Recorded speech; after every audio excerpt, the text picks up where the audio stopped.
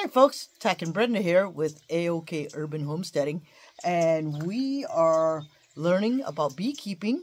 We already went to a spring class, and today is hands-on training, so we thought we'd bring you guys along.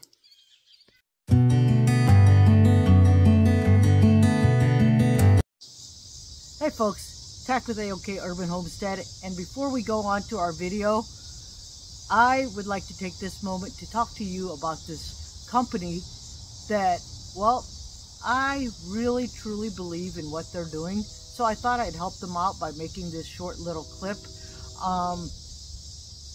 As you all know, as homesteaders or conscientious human beings, we want to save our planet as much as we can. And, well, one of the leading causes for pollution is plastics. So, I want to talk to you about Hibar. Hibar is a company that has taken liquid forms of things like shampoo, conditioner, deodorant, whatever else, and they've made them into a bar. And then that way they don't have to ship your products in a plastic container. As most of you know, plastic is one of the leading pollutants on our earth. They say that they recycle, but it doesn't happen all the time. So folks, I hope you guys check out Hibar, because they're doing everything they can on their part to make sure that we live a cleaner environment for our children and our grandchildren, so that way they can enjoy the earth the way we have.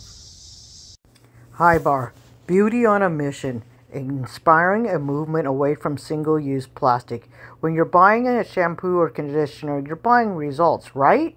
Well, there's just one problem. You're buying a single-use plastic bottle. Plastic is corrupting our oceans, killing our wildlife, and even seeping into our food supply.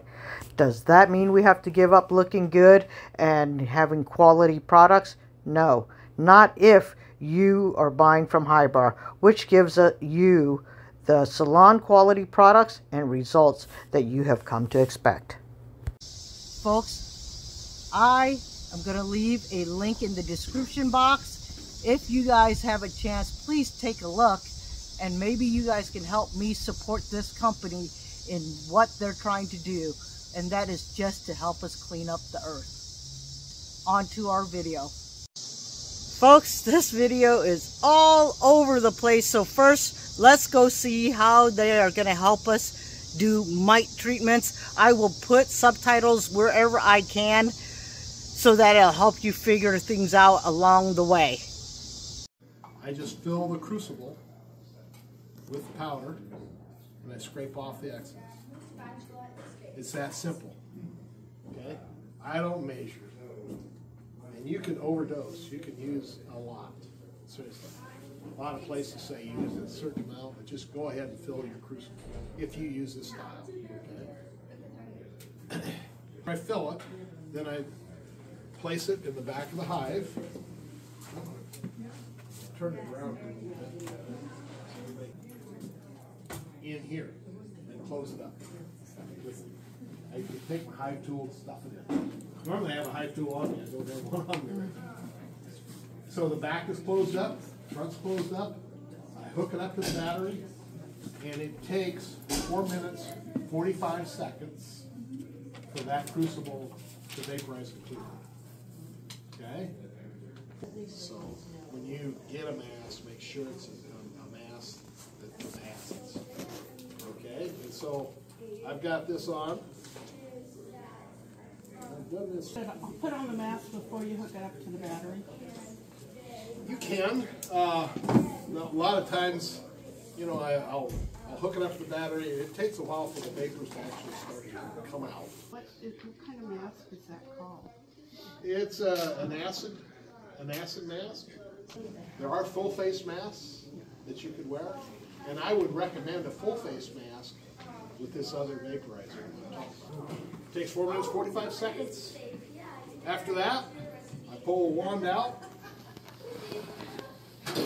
And then there won't be any crystals left. I put the towel back. I keep it sealed up. Okay? Very important to leave those vapors in there 10 minutes. And then after that 10-minute period, then you can open the hive back up. And to do your rotations, it takes almost the entire month to get them all done before the 1st of October. The reason being you want to treat during that time is you want all the mites killed, all the bees not parasitized going into October. You want the bees that are going to be wintering to be, those are what they call the fat bees. Bees or fat bodies. Those bees you do not ever want to be parasitized by mites. Once they're infested with mites, those mites eat their fat bodies, and then they can't overwinter because they no longer have the fat bodies. Mite checks. Randall's going to show you how to do mite checks. You need to do a mite check to see if you actually have mites. If you don't have any mites, then you don't have to worry about doing the final cleanup. This is the complicated part. Part of this is this has to be plugged into 110. There are battery-powered ones nowadays that are available. They're not quite as expensive. They treat very fast also. Okay? They call this ProVap, and you can carry a generator with you to do it, or an inverter. I've got an inverter here that I can hook up to my car battery and power it with this inverter. And you have to drill a 1/4-inch hole in the back of your hive. And this inserts in that hole. And once it's heated up and there's a digital readout, once that heats up, you know that it's hot. You've got it upside down, you put your crucible on, you knock it over, stick it in the hive. Actually, you do this. You got the crucible on, you stick it in the hive, turn it over, knock the acid down into the crucible. 20 seconds, it shoots the acid vapors into the hive.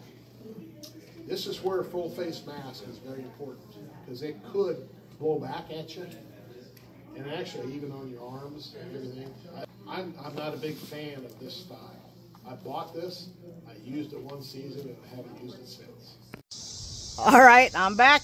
Next, we're going to go learn how to extract honey.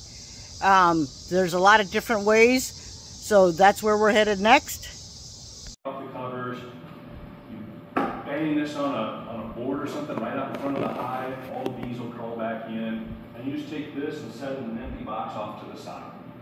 My recommendation would be if you have a lid on the bottom to seal it up and a lid on the top, so you can keep the bees out of it, because after 4 or 5 frames they're going to figure out something's up and they're going to be coming back to get it. So you can keep them out of there the longer time you've got before they figure out that something's up.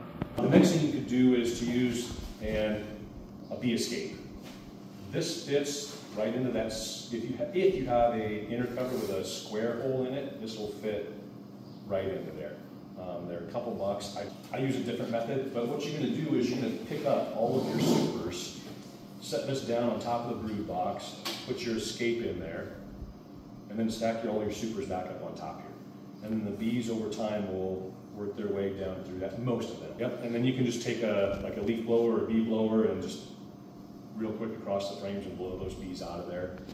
Come back the other way, or they're unlikely to come back the other way. And we're out of there before the bees know what's up. And I really like that part.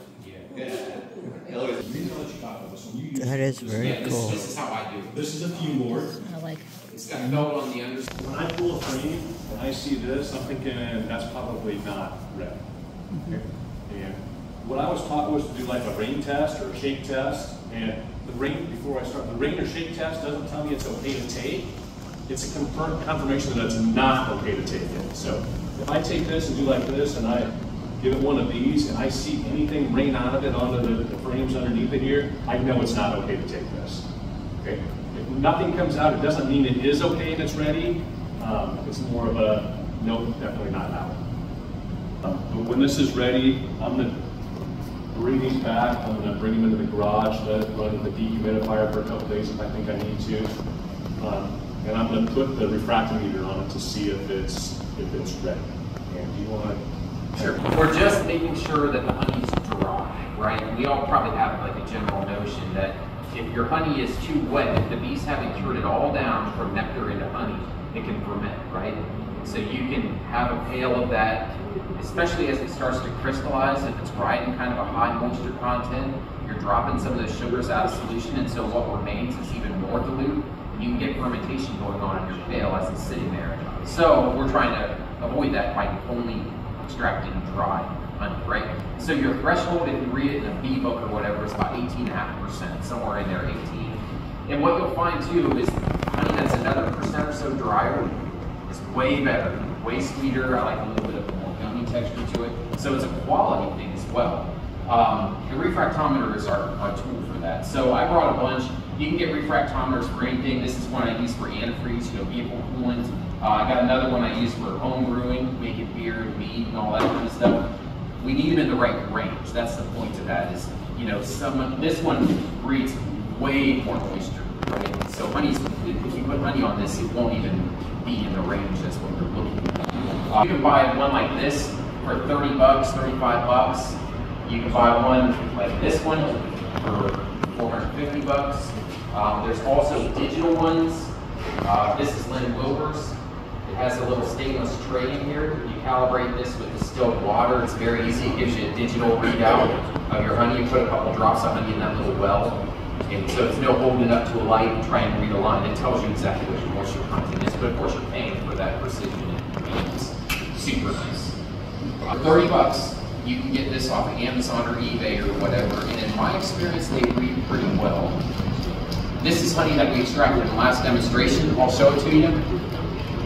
It's reading around 16.5% nice and dry honey, and that is some beautiful stuff that Mike's got over there, so we'll pass that around. Okay. You see the line on the far right? Yeah, and the numbers. So it's temperature sensitive. So you'll get a false reading when it's colder inside. 18, yeah, and you want it 18.5, he said? Right? Oh, I can't see this one as well. The numbers are really small. Your hive tool, you're just going to should be like 20, 22%. Yeah. This one, you can buy these honey gates at like Man Lake or Day Day, place like that. They're usually about 20 bucks, maybe a little more now. I would go ahead and get the expensive one. If you find an inexpensive one somewhere, that's just a headache waiting to happen.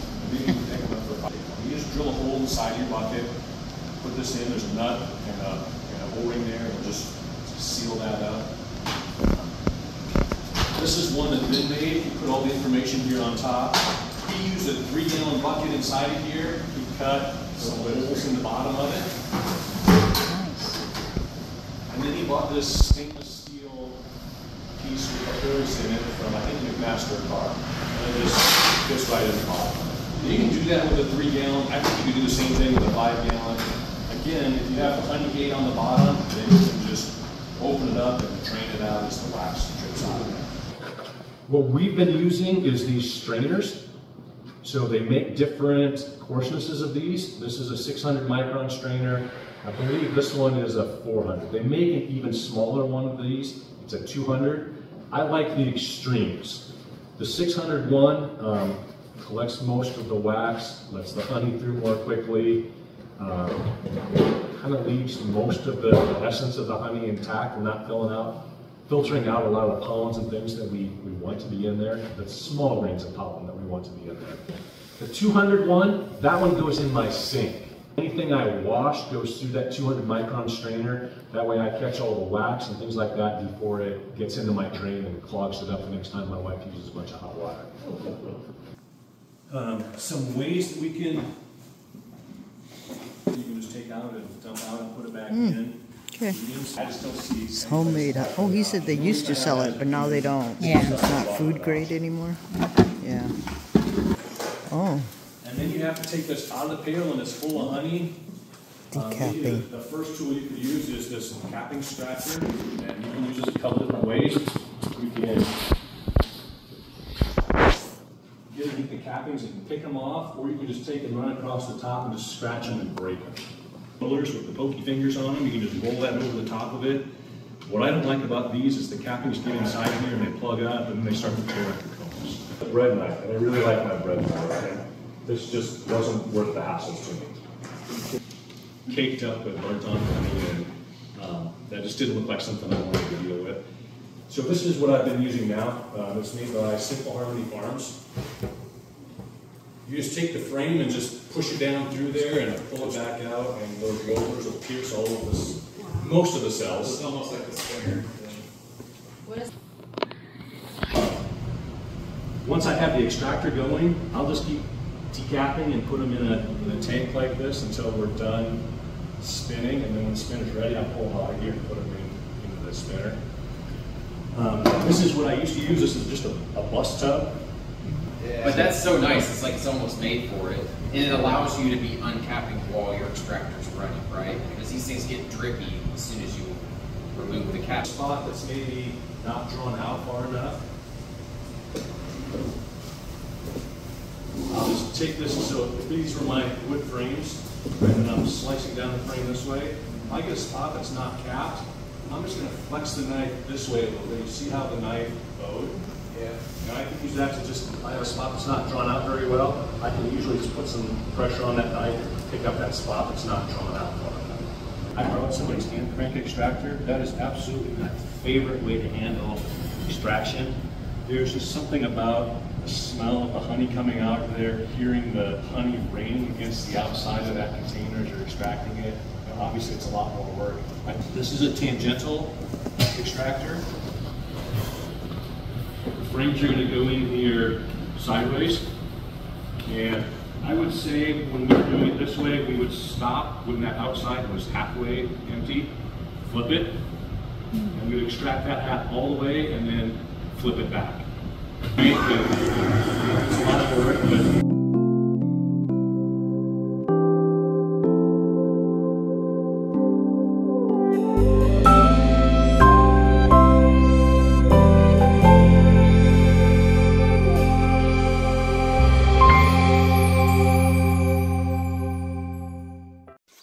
well, folks, we're kind of going out of sequence. We were hoping to start with like beginning bee and then onwards, but with the rain, we're just going with whatever classes we can get to. Yeah, I don't know if we're gonna actually get to handle bees or not, because like I said, it's raining and they said that the bees are agitated. So we'll go on to the next class. I know there's more. There's like cooking and everything else. But yeah. So it looks like we missed the cooking class. But we have mint limeade, basil limeade. What was this again? These are little ham chunks that you can put into the honey mustard. Oh, honey mustard. Yep. And is this honey ketchup? No, so that's honey barbecue sauce. Honey barbecue sauce. And then this is frosting. And honey this is also frosting. frosting. If you want to use this frosting, just let me know. We will get something out of that. All right. We'll have to wash that off real quick. All right. So we only Wow. brought one butter knife because we were expecting people to want that one. All right, I'm going to try some of the food. Let's see. Barbecue sauce. Mmm. You wouldn't be able to tell that there's no sugar in this. The sweetness of the honey works really well, huh? Mm-hmm. Yeah. Yep. And this is the honey mustard? Honey mustard. Again, no sugar. Mm-hmm. Oh my gosh, that honey mustard. Mmm. That honey mustard is so good. Thank you. Yep. So good. Wow. Mm. All right. Honey frosting.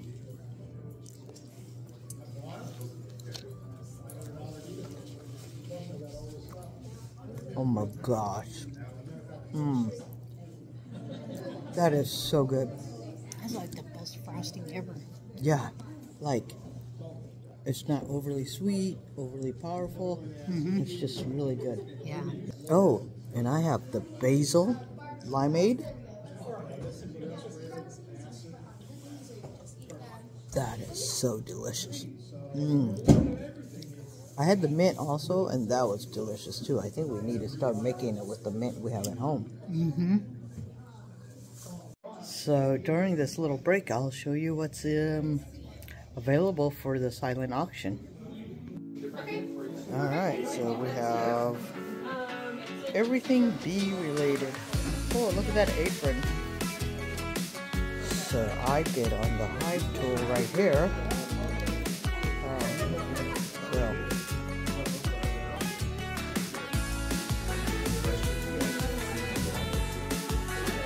me see. There's hanging towels. Ooh, common species book. Mugs. Clothes and stuff. Yeah. Ooh, I like that one.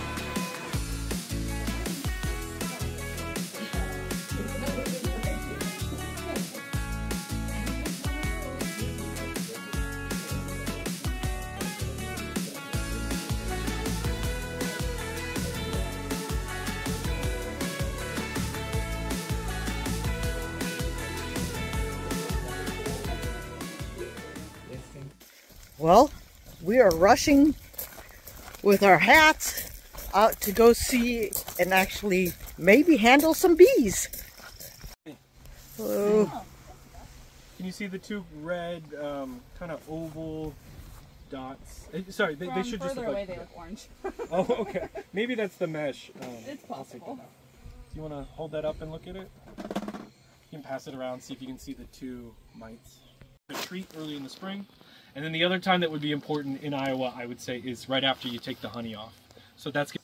Do a mite check and get a treatment on as early as you can. Because the longer you put it off, the greater disadvantage on the health of your bees you'll have going into winter. Randy? Yeah. You ever do the sponge method here? I haven't. So. But what's nice about this is no matter which treatment, it can help you with your decisions. So let's look at Amitraz. That's the synthetic chemical one. It says that you can do it any time of year. It says that you're not allowed to do it if you have honey supers on.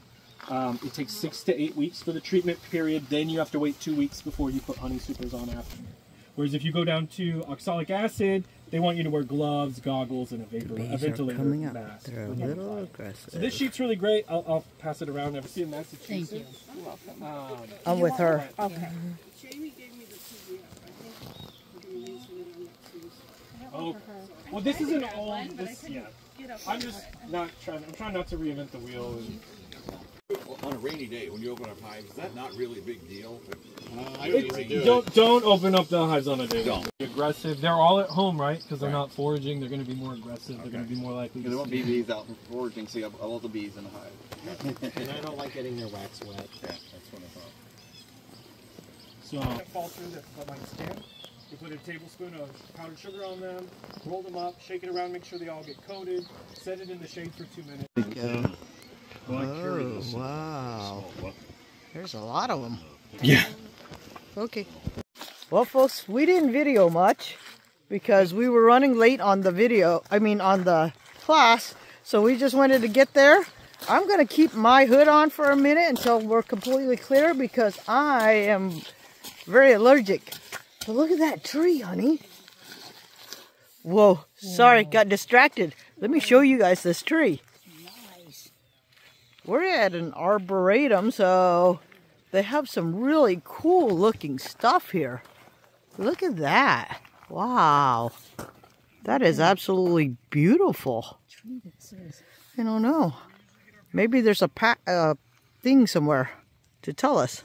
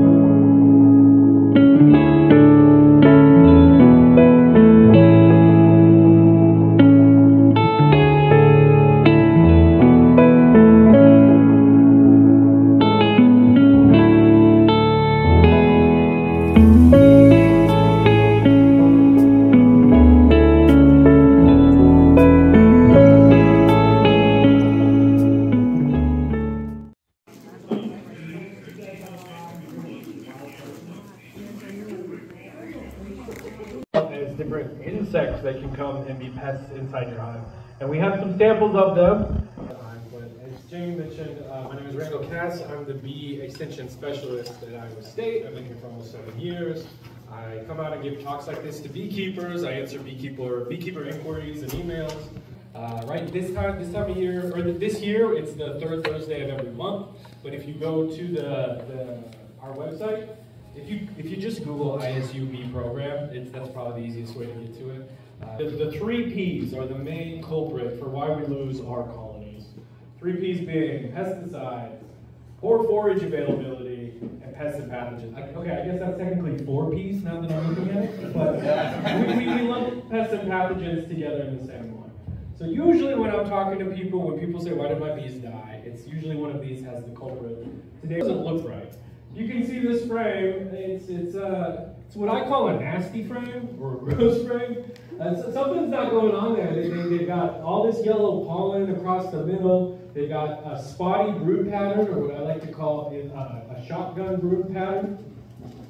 And you can see a lot of the larvae, if you can train your eyes, the larvae that you can see isn't necessarily white. It's sort of turning a little bit of a yellow color.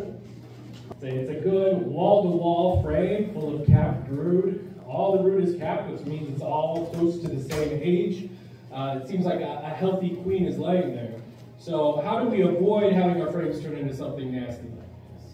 Capped, so they'll die as larvae or pre-pupa. And again, you'll note this isn't that pretty brood pattern like I showed before. It might not be American foul brood, it just might be pollen from goldenrod, because that's one of the only things we have flowering in Iowa during that time of year. European foul brood is something that I refer to as a stress disease for bees. And by that, I mean it's not something that's going to really take over your hive unless you let it. It's a stress disease, so if you can make your bees less stressed out by supplementary feeding them, maybe taking, if they've got a low, most things that you would do for any hive that was kind of on the weaker side. If you think the queen might be a dud, you can re-queen, and that period of broodlessness is going to help the bees kind of clean out all that infected larvae before the new queen starts laying. So having some sort of brood disruption by re-queening would be one way to do it. If you want to stimulate your colony to grow, a very common practice is to give supplementary feeding of sugar syrup to your colony. Just them having that extra food might make them a little more active, get their populations up. And in addition to, when I was getting started beekeeping, I was sure I had European foul brood in the hive, and someone came out and they were like, no, you've got mites. So controlling for mites can help you control for a lot of different things. I want to avoid this stage. So any intervention that we have to do really needs to come with the adults, because once this happens, your only options are kind of to scrape all of this off and throw it away. Yeah. Because even if you froze this in your chest freezer and tried to put it back in your colony, once the frame has been slimed out, the honeybees don't want to touch it. Make sure there's not water pooling in the bottom of your hives. Some of our sites, we actually put a rock under the back of our hive and tilt it up so that rainwater is not going to pool in the bottom, because that's going to increase something like a fungal outbreak of chalk brood. And also, the bees just don't like living in a wet environment. At any time, you can email me, Randall@iastate.edu. Iowa roadsides. Iowa adapted one of the first IRBM programs in the nation to reduce the input costs and to manage roadside vegetation. The Living Roadway Trust Fund was created to support state, city, and county roadside projects. Species, but it's an icon when you think of a prairie planting. It's one of the first ones you think of. We got the butterfly milkweed. This one's an easy one to spot on the roadsides right now. We got the lead plant, used by a wide range of pollinators, such as the long-tongued bees, including your honeybees and bumblebees, and the short-tongued bees and wasps as well. Butterfly magnets, when in bloom, it's not unusual to see a cluster of monarchs fluttering about on the purple flowers and spikes. Hoary vervain is a short blue flower that can be often seen growing in the gravel roadsides and shoulders. As I was driving here, there was a lot of it on the gravel roads here, so we'll see it. We have ironweed. It's also a great source of pollen and nectar for a variety of variable native pollinators, such as bees, flies, cup-tooth miner, and long-tongued bees, and the bumblebees. The wild bergamot is one of the several plants also known by a common name as bee balm. This one's like my favorite smelling plant out there. You grab it and drip it. It smells so good. The purple prairie clover is forage for managed honeybees, leaf cutter bees, alkali bees, bumblebees, sweat bees, and many other native bee species. And though this one doesn't look like it, the flowers of the rattlesnake master are extremely attractive to a wide variety of insect visitors.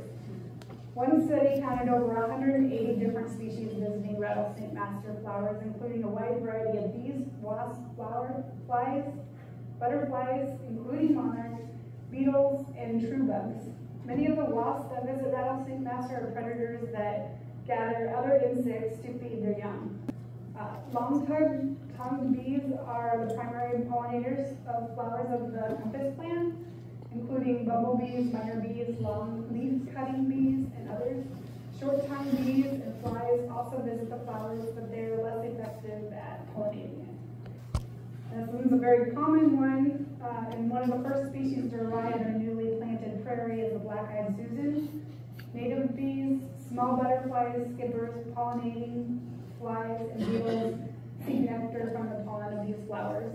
Last one, number 12, I saved the best for last, is Joe Pyeweed. They're magnets for pollinators. Some of the butterflies that visit Joe Pyeweed include tiger, swallowtails, monarchs, skippers. The Joe Pyeweed are also highly attracted to bees, including the honeybees, bumblebees, the leafcutter bees. If you want to grow an ultimate flower buffet for butterflies and bees, try Joe Pyeweed. There isn't very much else blooming. Joe Pyeweed will surprise you with the fuzzy pink flowers that the insects clearly enjoy. Well, folks, I know we jumped around all over the place, right, honey? Yes. But the weather, we didn't know where we were going or what we were doing, so we hope you guys enjoyed some of that. Folks, if you're new to our channel, we hope you subscribe. If you liked everything, give us a thumbs up. Share all our videos. It really does help us out. Thank you so much for watching it all the way to the end. Stay blessed and be A-OK.